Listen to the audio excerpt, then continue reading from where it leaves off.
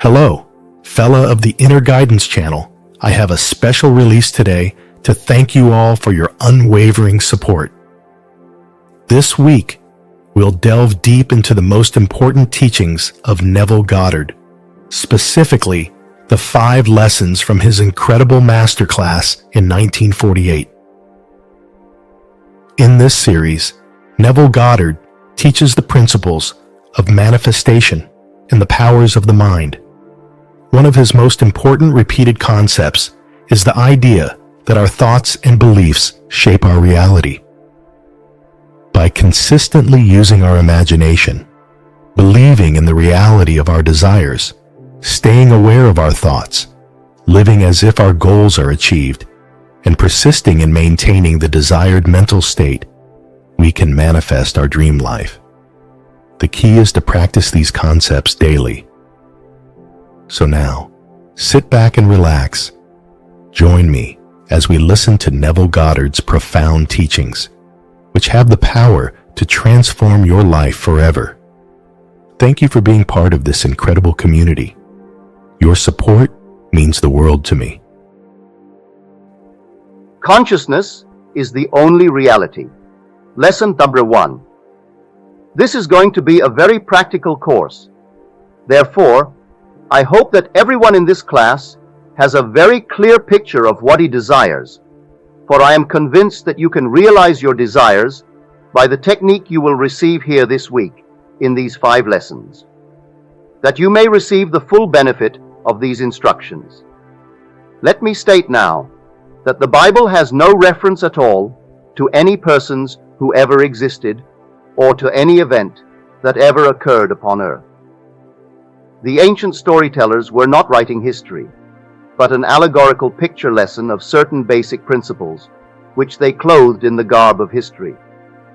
And they adapted these stories to the limited capacity of a most uncritical and credulous people. Throughout the centuries, we have mistakenly taken personifications for persons, allegory for history, the vehicle that conveyed the instruction for the instruction, and the gross first sense for the ultimate sense intended. The difference between the form of the Bible and its substance is as great as the difference between a grain of corn and the life germ within that grain. As our assimilative organs discriminate between food that can be built into our system and food that must be discarded, so do our awakened intuitive faculties discover beneath allegory and parable the psychological life germ of the Bible. And feeding on this, we too cast off the form which conveyed the message. The argument against the historicity of the Bible is too lengthy. Consequently, it is not suitable for inclusion in this practical psychological interpretation of its stories. Therefore, I will waste no time in trying to convince you that the Bible is not an historical fact. Tonight I will take 4 stories and show you what the ancient storytellers intended that you and I should see in these stories. The ancient teachers attached psychological truths to phallic and solar allegories. They did not know as much of the physical structure of man as do modern scientists. Neither did they know as much about the heavens as do our modern astronomers. But the little they did know, they used wisely, and they built phallic and solar frames to which they tied the great psychological truths that they had discovered. In the Old Testament, you will find much of the phallic worship. Because it is not helpful, I am not going to emphasize it. I shall only show you how to interpret it. Before we come to the first of the psychological dramas that you and I may use in a practical sense, let me state the 2 outstanding names of the Bible. The one you and I translate as God or Jehovah, and the one we call his Son, which we have as Jesus. The ancients spelled these names by using little symbols.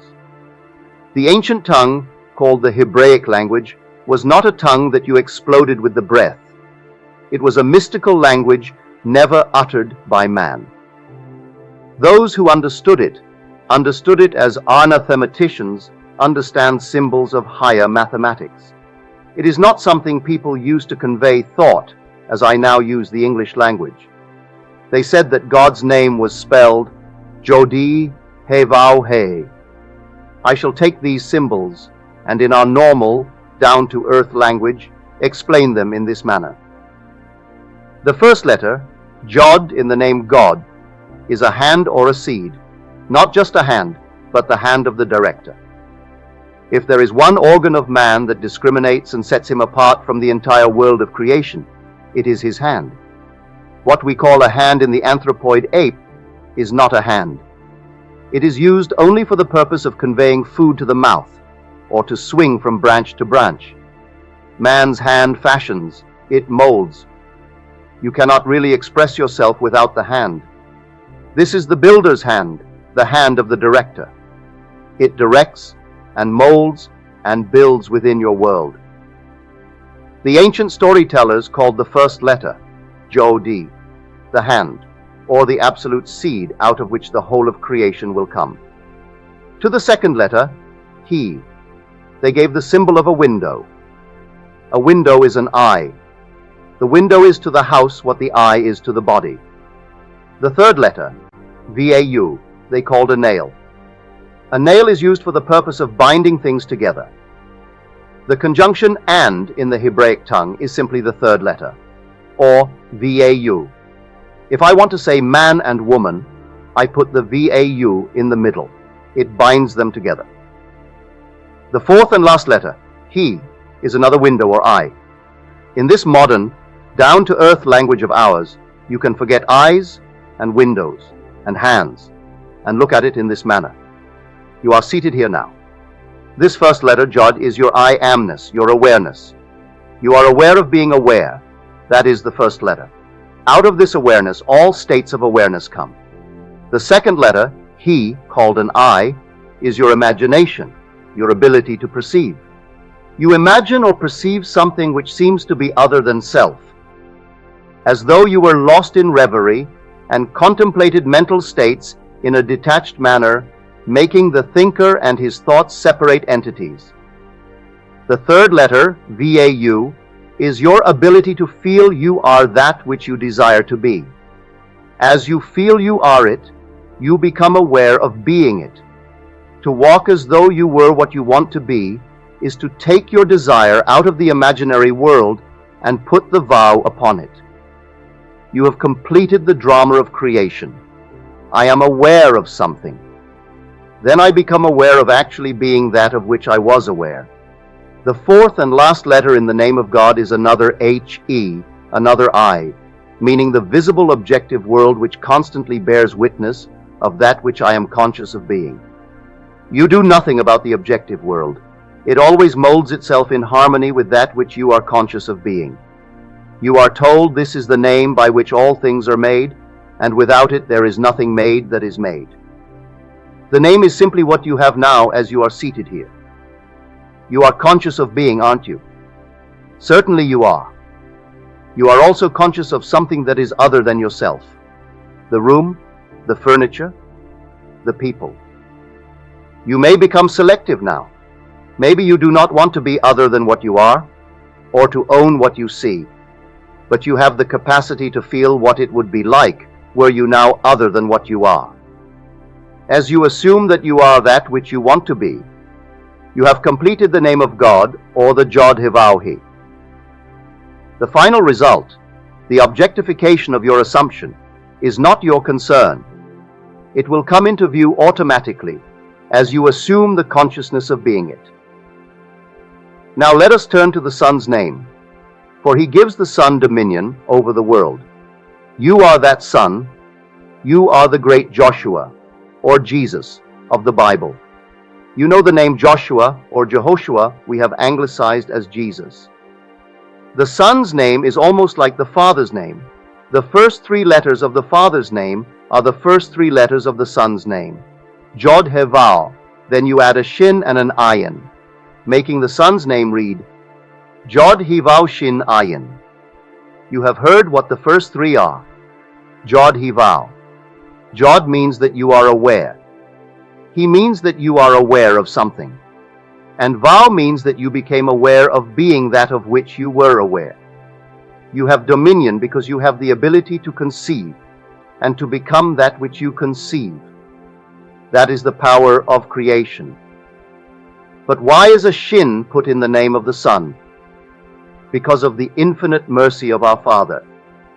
Mind you, the Father and the Son are one. But when the Father becomes conscious of being man, he puts within the condition called man that which he did not give unto himself. He puts a shin for this purpose. A shin is symbolized as a tooth. A tooth is that which consumes, that which devours. I must have within me the power to consume that which I now dislike. I, in my ignorance, brought to birth certain things I now dislike and would like to leave behind me. Were there not within me the flames that would consume it, I would be condemned forever to live in a world of all my mistakes. But there is a shin, or flame, within the name of the Son, which allows that Son to become detached from states he formerly expressed within the world. Man is incapable of seeing other than the contents of his own consciousness. If I now become detached in consciousness from this room by turning my attention away from it, then I am no longer conscious of it. There is something in me that devours it within me. It can only live within my objective world if I keep it alive within my consciousness. It is the shin, or a tooth in the Son's name, that gives him absolute dominion. Why could it not have been in the Father's name? For this simple reason: nothing can cease to be in the Father. Even the unlovely things cannot cease to be. If I once give it expression, forever and ever it remains locked within the dimensionally greater self, which is the Father. But I would not like to keep alive within my world all of my mistakes. So I, in my infinite mercy, gave to myself, when I became man, the power to become detached from these things that I, in my ignorance, brought to birth in my world. These are the two names which give you dominion. You have dominion if, as you walk the earth, you know that your consciousness is God, the one and only reality. You become aware of something you would like to express or possess.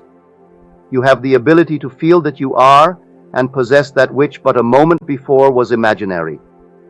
The final result, the embodying of your assumption, is completely outside of the offices of a three-dimensional mind. It comes to birth in a way that no man knows. If these two names are clear in your mind's eye, you will see that they are your eternal names. As you sit here, you are this Jod He Vav He. You are the Jod He Vav Shin Ayin. The stories of the Bible concern themselves exclusively with the power of imagination. They are really dramatizations of the technique of prayer, for prayer is the secret of changing the future. The Bible reveals the key by which man enters a dimensionally larger world for the purpose of changing the conditions of the lesser world in which he lives. A prayer granted implies that something is done in consequence of the prayer, which otherwise would not have been done.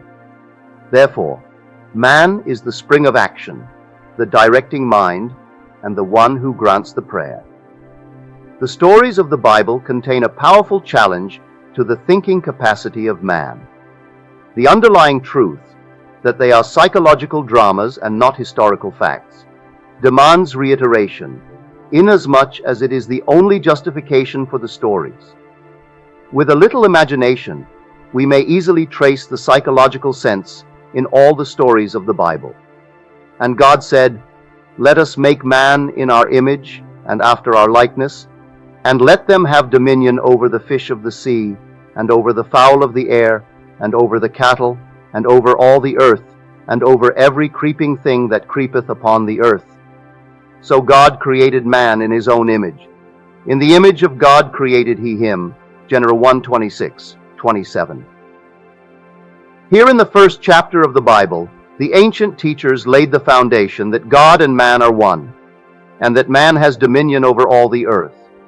If God and man are one, then God can never be so far off as even to be near, for nearness implies separation. The question arises, what is God? God is man's consciousness, his awareness, his I amness. The drama of life is a psychological one in which we bring circumstances to pass by our attitudes rather than by our acts. The cornerstone on which all things are based is man's concept of himself. He acts as he does and has the experiences that he does because his concept of himself is what it is, and for no other reason. Had he a different concept of himself, he would act differently and have different experiences.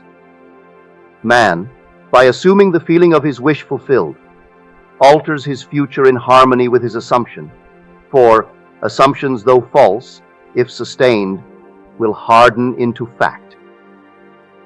The undisciplined mind finds it difficult to assume a state which is denied by the senses. But the ancient teachers discovered that sleep, or a state akin to sleep, aided man in making his assumption. Therefore, they dramatized the first creative act of man as one in which man was in a profound sleep. This not only sets the pattern for all future creative acts, but shows us that man has but one substance that is truly his to use in creating his world, and that is himself. And the Lord God, man, caused a deep sleep to fall upon Adam, and he slept. And he took one of his ribs, and closed up the flesh instead thereof. And the rib, which the Lord God had taken from man, made he a woman. Genesis 2, 21, 22. Before God fashions this woman for man, he brings unto Adam the beasts of the field, and the fowls of the air, and has Adam name them. Whatsoever Adam called every living creature, that was the name thereof. If you will take a concordance or a Bible dictionary, and look up the word thigh as used in this story, you will see that it has nothing to do with the thigh. It is defined as the soft parts that are creative in a man, that hang upon the thigh of a man. The ancient storytellers used this phallic frame to reveal a great psychological truth. An angel is a messenger of God. You are God, as you have just discovered, for your consciousness is God, and you have an idea, a message. You are wrestling with an idea, for you do not know that you are already that which you contemplate, neither do you believe you could become it. You would like to, but you do not believe you could. Who wrestles with the angel? Jacob. And the word Jacob, by definition, means the supplanter. You would like to transform yourself and become that which reason and your senses deny. As you wrestle with your ideal, trying to feel that you are it, this is what happens. When you actually feel that you are it, something goes out of you. You may use the words, "Who has touched me? For I perceive virtue has gone out of me." You become for a moment, after a successful meditation, incapable of continuing in the act, as though it were a physical creative act. You are just as impotent after you have prayed successfully as you are after the physical creative act. When satisfaction is yours, you no longer hunger for it. If the hunger persists, you did not explode the idea within you. You did not actually succeed in becoming conscious of being that which you wanted to be. There was still that thirst when you came out of the deep. If I can feel that I am that which but a few seconds ago I knew I was not, but desired to be, then I am no longer hungry to be it. I am no longer thirsty because I feel satisfied in that state. Then something shrinks within me, not physically, but in my feeling, in my consciousness. For that is the creativeness of man. He so shrinks in desire. He loses the desire to continue in this meditation. He does not halt physically. He simply has no desire to continue the meditative act. When you pray, believe that you have received, and you shall receive. When the physical creative act is completed, the sinew which is upon the hollow of man's thigh shrinks, and man finds himself impotent or is halted. In like manner, when a man prays successfully, he believes that he is already that which he desired to be. Therefore, he cannot continue desiring to be that which he is already conscious of being. At the moment of satisfaction, physical and psychological, something goes out, which in time bears witness to man's creative power. Our next story is in the 38th chapter of the book of Genesis. Here is a king whose name is Uda, the first three letters of whose name also begins Jod Havau. Tamar is his daughter-in-law. The word Tamar means a palm tree, or the most beautiful, the most comely. She is gracious and beautiful to look on, and is called a palm tree. A tall, stately palm tree blossoms even in the desert. Wherever it is, there is an oasis. When you see the palm tree in the desert, there will be found what you seek most in that parched land. There is nothing more desirable to a man moving across a desert than the sight of a palm tree. In our case, to be practical, our objective is the palm tree. That is the stately, beautiful one that we seek. Whatever it is that you and I want, what we truly desire, is personified in the story as Tamar the Beautiful. We are told she dresses herself in the veils of a harlot and sits in the public place. Her father-in-law, King Judah, comes by, and he is so in love with this one who is veiled that he offers her a kid to be intimate with her. She said, "What will you give me as a pledge that you will give me a kid?" Looking around, he said, "What do you want me to give as a pledge?" She answered, "Give me your ring, give me your bracelets, and give me your staff." Whereupon he took from his hand the ring and the bracelet, and gave them to her along with his scepter. And he went in unto her, and knew her, and she bore him a son. That is the story. Now for the interpretation. Man has one gift that is truly his to give, and that is himself. He has no other gift, as told you in the very first creative act of Adam begetting the woman out of himself. There was no other substance in the world but himself, with which he could fashion the object of his desire. In like manner, Judah had but one gift that was truly his to give. Himself, as the ring, the bracelets, and the staff symbolized, for these were the symbols of his kingship. Man offers that which is not himself, but life demands that he give the one thing that symbolizes himself. Give me your ring, give me your bracelet, give me your scepter. These make the king. When he gives them, he gives of himself. You are the great King Judah. Before you can know your Tamar and make her bear your likeness in the world, you must go in unto her and give of self. Suppose I want security. I cannot get it by knowing people who have it. I cannot get it by pulling strings. I must become conscious of being secure. Let us say I want to be healthy. Pills will not do it. Diet or climate will not do it. I must become conscious of being healthy by assuming the feeling of being healthy. Perhaps I want to be lifted up in this world. Merely looking at kings and presidents and noble people and living in their reflection will not make me dignified. I must become conscious of being noble and dignified and walk as though I were that which I now want to be. When I walk in that light, I give of myself to the image that haunted my mind, and in time she bears me a child, which means I objectify a world in harmony with that which I am conscious of being. You are King Judah, and you are also Tamar. When you become conscious of being that which you want to be, you are Tamar. Then you crystallize your desire within the world round about you. No matter what stories you read in the Bible, no matter how many characters these ancient storytellers introduced into the drama, there is one thing you and I must always bear in mind. They all take place within the mind of the individual man. All the characters live in the mind of the individual man. As you read the story, make it fit the pattern of self. Know that your consciousness is the only reality. Then know what you want to be. Then assume the feeling of being that which you want to be, and remain faithful to your assumption, living and acting on your conviction. Always make it fit that pattern.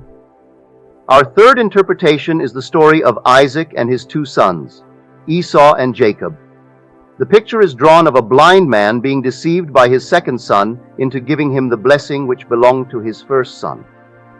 The story stresses the point that the deception was accomplished through the sense of touch. And Isaac said unto Jacob, Come near, I pray thee, that I may feel thee, my son, whether thou be my very son Esau or not. And Jacob went near unto Isaac his father, and he felt him. And it came to pass, as soon as Isaac had made an end of blessing Jacob, and Jacob was yet scarce gone out from the presence of Isaac his father, that Esau his brother came in from his hunting. Gender 27:21-30. This story can be very helpful if you will reenact it now. Again, bear in mind that all the characters of the Bible are personifications of abstract ideas and must be fulfilled in the individual man. You are the blind father and both sons. Isaac is old and blind, and sensing the approach of death, calls his first son Esau a rough, hairy boy, and sends him into the woods that he may bring in some venison. The second son, Jacob, a smooth-skinned boy, overheard the request of his father. Desiring the birthright of his brother, Jacob, the smooth-skinned son, slaughtered one of his father's flock and skinned it. Then, dressed in the hairy skins of the kid he had slaughtered, he came through subtlety and betrayed his father into believing that he was Esau. The father said, "Come close, my son, that I may feel you. I cannot see, but come that I may feel." Note the stress that is placed upon feeling in this story. He came close, and the father said to him, "The voice is Jacob's voice, but the hands are the hands of Esau." And feeling this roughness, the reality of the son Esau, he pronounced the blessing and gave it to Jacob. You are told in the story that as Isaac pronounced the blessing, and Jacob had scarcely gone out from his presence, that his brother Esau came in from his hunting. This is an important verse. Do not become distressed in our practical approach to it, for as you sit here, you too are Isaac. This room in which you are seated is your present Esau. This is the rough or sensibly known world, known by reason of your bodily organs. All of your senses bear witness to the fact that you are here in this room. Everything tells you that you are here, but perhaps you do not want to be here. You can apply this toward any objective. The room in which you are seated at any time, the environment in which you are placed, this is your rough or sensibly known world or sun, which is personified in the story as Esau. What you would like in place of what you have or are is your smooth-skinned state, or Jacob, the supplanter. You do not send your visible world hunting, as so many people do, by denial. By saying it does not exist, you make it all the more real. Instead, you simply remove your attention from the region of sensation, which at this moment is the room round about you, and you concentrate your attention on that which you want to put in its place, that which you want to make real. In concentrating on your objective, the secret is to bring it here. You must make elsewhere here and then now. Imagine that your objective is so close that you can feel it. Suppose at this very moment, I want a piano here in this room. To see a piano in my mind's eye existing elsewhere does not do it, but to visualize it in this room as though it were here, and to put my mental hand upon the piano and to feel it solidly real, is to take that subjective state personified as my second son Jacob and bring it so close that I can feel it. Isaac is called a blind man. You are blind because you do not see your objective with your bodily organs. You cannot see it with your objective senses. You only perceive it with your mind, but you bring it so close that you can feel it as though it were solidly real now. When this is done, and you lose yourself in its reality and feel it to be real, open your eyes. When you open your eyes, what happens? The room that you had shut out but a moment ago returns from the hunt. You no sooner gave the blessing, felt the imaginary state to be real, than the objective world, which seemingly was unreal, returns.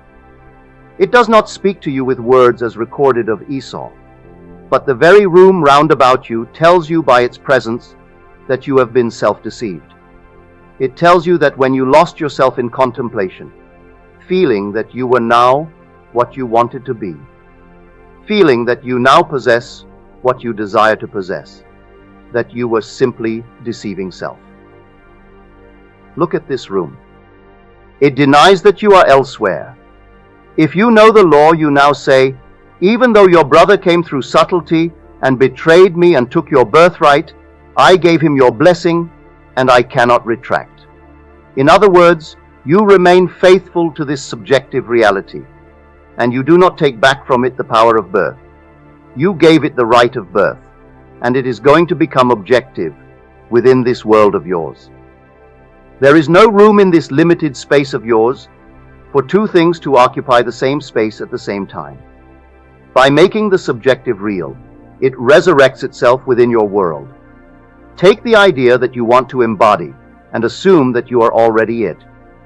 Lose yourself in feeling this assumption is solidly real. As you give it this sense of reality, you have given it the blessing which belongs to the objective world, and you do not have to aid its birth any more than you have to aid the birth of a child or a seed you plant in the ground.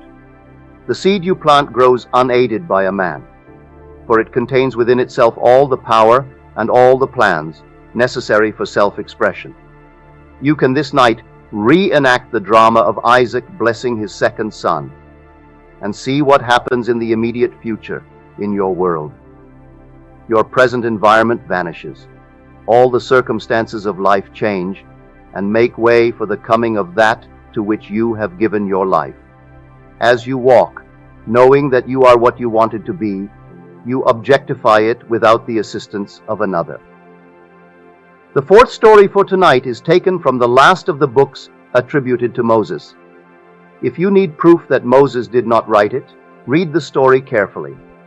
It is found in the 34th chapter of the book of Deuteronomy. Ask any priest or rabbi, who is the author of this book, and they will tell you that Moses wrote it. In the 34th chapter of Deuteronomy, you will read of a man writing his own obituary. That is, Moses wrote this chapter. A man may sit down and write what he would like to have placed upon his tombstone, but here is a man who writes his own obituary. And then he dies, and so completely rubs himself out that he defies posterity to find where he has buried himself. So Moses, the servant of the Lord, died there in the land of Moab, according to the word of the Lord. And he buried him in a valley in the land of Moab, over against Beth-peor. But no man knoweth of his sepulchre unto this day. And Moses was 120 years old when he died. His eye was not dim, nor his natural force abated. Deuteronomy 34:5, 6:7. You must this night, not tomorrow, learn the technique of writing your own obituary and so completely die to what you are that no man in this world can tell you where you buried the old man. If you are now ill and you become well, and I know you by reason of the fact that you are ill, where can you point and tell me you buried the sick one? If you are impoverished and borrow from every friend you have, and then suddenly you roll in wealth, where did you bury the poor man? You so completely rub out poverty in your mind's eye that there is nothing in this world you can point to and claim, that is where I left it. A complete transformation of consciousness rubs out all evidence that anything other than this ever existed in the world. The most beautiful technique for the realizing of man's objective is given in the first verse of the 34th chapter of Deuteronomy. And Moses went up from the plains of Moab unto the mountain of Nebo, to the top of Pisgah, that is over against Jericho. And the Lord showed him all the land of Gilead unto Dan. You read that verse and say, so what? But take a concordance and look up the words. The first word, Moses, means to draw out, to rescue, to lift out, to fetch. In other words, Moses is the personification of the power in man that can draw out of man that which he seeks, for everything comes from within, not from without. You draw from within yourself that which you now want to express as something objective to yourself. You are Moses, coming out of the plains of Moab. The word Moab is a contraction of two Hebraic words, Mem and Ab, meaning mother-father. Your consciousness is the mother-father. There is no other cause in the world. Your I amness Your awareness is this Moab or Mother-Father. You are always drawing something out of it. The next word is Nebo. In your concordance, Nebo is defined as a prophecy. A prophecy is something subjective. If I say, so and so will be, it is an image in the mind. It is not yet a fact. We must wait and either prove or disprove this prophecy. In our language, Nebo is your wish, your desire. It is called a mountain because it is something that appears difficult to ascend and is therefore seemingly impossible of realization. A mountain is something bigger than you are. It towers over you. Nebo personifies that which you want to be in contrast to that which you are. The word Pisgah, by definition, is to contemplate. Jericho is a fragrant odor, and Gilead means the hills of witnesses. The last word is Dan the prophet. Now put them all together in a practical sense and see what the ancients tried to tell us. As I stand here, having discovered that my consciousness is God, and that I can, by simply feeling that I am what I want to be, transform myself into the likeness of that which I am assuming I am, I know now that I am all that it takes to scale this mountain. I define my objective. I do not call it Nebo, I call it my desire. Whatever I want, that is my Nebo. That is my great mountain that I am going to scale. I now begin to contemplate it, for I shall climb to the peak of Pisgah. I must contemplate my objective in such a manner that I get the reaction that satisfies. Luff, I do not get the reaction that pleases, then Jericho is not seen, for Jericho is a fragrant odor. When I feel that I am what I want to be, I cannot suppress the joy that comes with that feeling. I must always contemplate my objective until I get the feeling of satisfaction personified as Jericho. Then I do nothing to make it visible in my world. For the hills of Gilead, meaning men, women, children, the whole vast world round about me, come bearing witness. They come to testify that I am what I have assumed myself to be, and am sustaining within myself. When my world conforms to my assumption, the prophecy is fulfilled. If I now know what I want to be, and assume that I am it, and walk as though I were, I become it. And becoming it, I so completely die to my former concept of self that I cannot point to any place in this world and say, that is where my former self is buried. I so completely died that I defy posterity to ever find where I buried my old self. There must be someone in this room who will so completely transform himself in this world that his close, immediate circle of friends will not recognize him.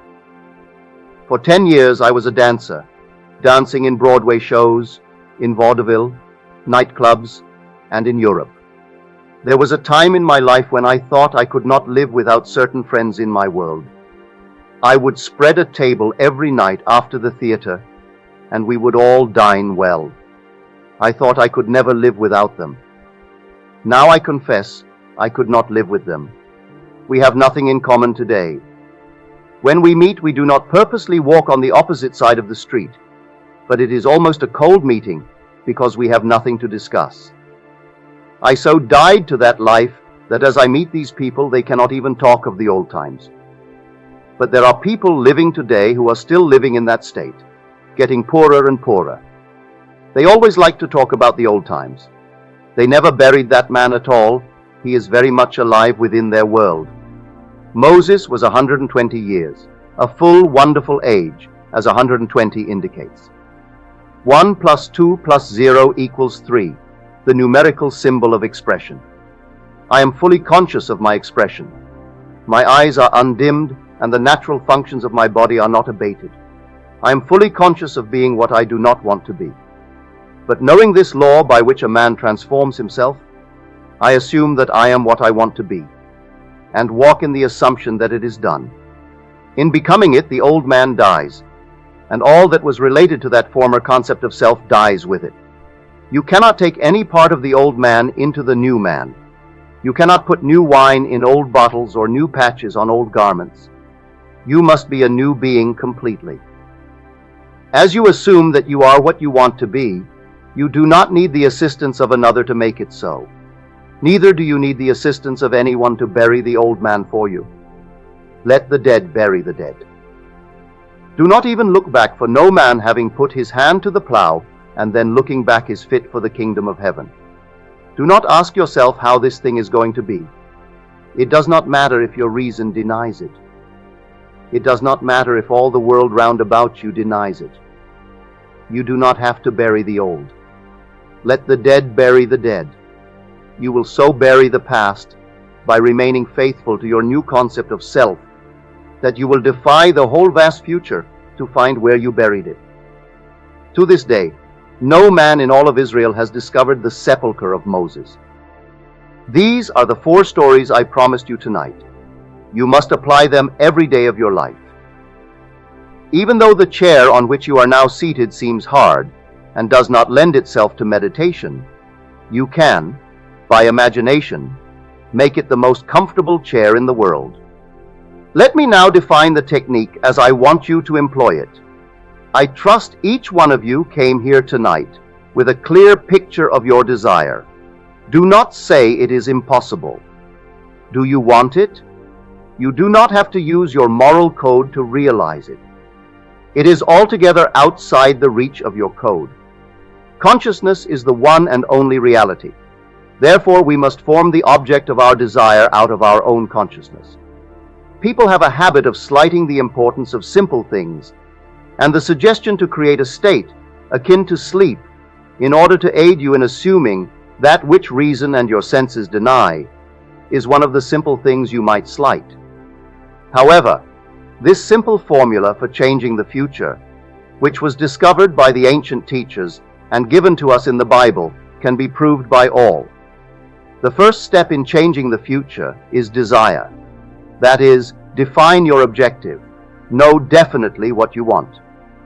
Second, construct an event which you believe you would encounter, following the fulfillment of your desire. An event which implies fulfillment of your desire. Something which will have the action of self-predominant. The third step is to immobilize the physical body and induce a state akin to sleep. Then mentally, feel yourself right into the proposed action. Imagine all the while that you are actually performing the action here and now. You must participate in the imaginary action, not merely stand back and look on, but feel that you are actually performing the action, so that the imaginary sensation is real to you. It is important always to remember that the proposed action must be one which follows the fulfillment of your desire, one which implies fulfillment. For example, suppose you desired promotion in office. Then being congratulated would be an event you would encounter following the fulfillment of your desire. Having selected this action as the one you will experience in imagination to imply promotion in office, immobilize your physical body and induce a state bordering on sleep, a drowsy state, but one in which you are still able to control the direction of your thoughts, a state in which you are attentive without effort. Then visualize a friend standing before you. Put your imaginary hand into his.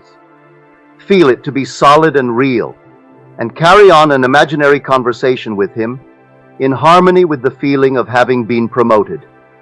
You do not visualize yourself at a distance in point of space, and at a distance in point of time being congratulated on your good fortune. Instead, you make elsewhere here, and the future now. The difference between feeling yourself in action, here and now, and visualizing yourself in action, as though you were on a motion picture screen, is the difference between success and failure. The difference will be appreciated if you will now visualize yourself climbing a ladder. Then, with eyelids closed, imagine that a ladder is right in front of you and feel yourself actually climbing it. Experience has taught me to restrict the imaginary action which implies fulfillment of the desire, to condense the idea into a single act, and to reenact it over and over again until it has the feeling of reality. Otherwise, your attention will wander off along an associational track, and hosts of associated images will be presented to your attention, and in a few seconds, they will lead you hundreds of miles away from your objective in point of space and years away in point of time. If you decide to climb a particular flight of stairs because that is the likely event to follow the fulfillment of your desire, then you must restrict the action to climbing that particular flight of stairs. Should your attention wander off, bring it back to its task of climbing that flight of stairs, and keep on doing so until the imaginary action has all the solidity and distinctness of reality. The idea must be maintained in the mind without any sensible effort on your part. You must, with the minimum of effort, permeate the mind with the feeling of the wish fulfilled. Drowsiness facilitates change because it favors attention without effort, but it must not be pushed to the state of sleep in which you no longer are able to control the movements of your attention, but a moderate degree of drowsiness in which you are still able to direct your thoughts. A most effective way to embody a desire is to assume the feeling of the wish fulfilled, and then, in a relaxed and drowsy state, repeat over and over again like a lullaby any short phrase which implies fulfillment of your desire, such as, "Thank you, thank you, thank you," as though you addressed a higher power for having given you that which you desired. I know that when this course comes to an end on Friday, many of you here will be able to tell me you have realized your objectives. 2 weeks ago, I left the platform and went to the door to shake hands with the audience. I am safe in saying that at least 35 out of a class of 135 told me that which they desired when they joined this class they had already realized. This happened only 2 weeks ago. I did nothing to bring it to pass, save to give them this technique of prayer. You need do nothing to bring it to pass, save apply this technique of prayer. With your eyes closed and your physical body immobilized, induce a state akin to sleep and enter into the action as though you were an actor playing the part. Experience in imagination what you would experience in the flesh were you now in possession of your objective. Make elsewhere here and then now. And the greater you, using a larger focus, will use all means and call them good, which tend toward the production of that which you have assumed. You are relieved of all responsibility to make it so, because as you imagine and feel that it is so, your dimensionally larger self determines the means. Do not think for one moment that someone is going to be injured in order to make it so, or that someone is going to be disappointed. It is still not your concern. I must drive this home. Too many of us, schooled in different walks of life, are so concerned about the other. You ask, if I get what I want, will it not imply injury to another? There are ways you know not of, so do not be concerned. Close your eyes now, because we are going to be in a long silence. Soon you will become so lost in contemplation, feeling that you are what you want to be, that you will be totally unconscious of the fact that you are in this room with others.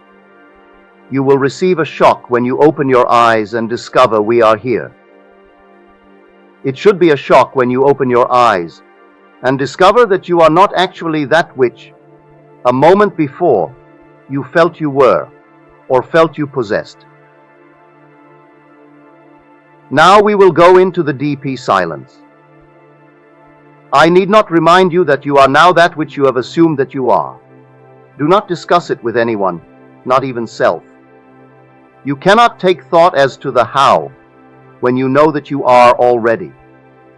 Your three-dimensional reasoning, which is a very limited reasoning indeed, should not be brought into this drama.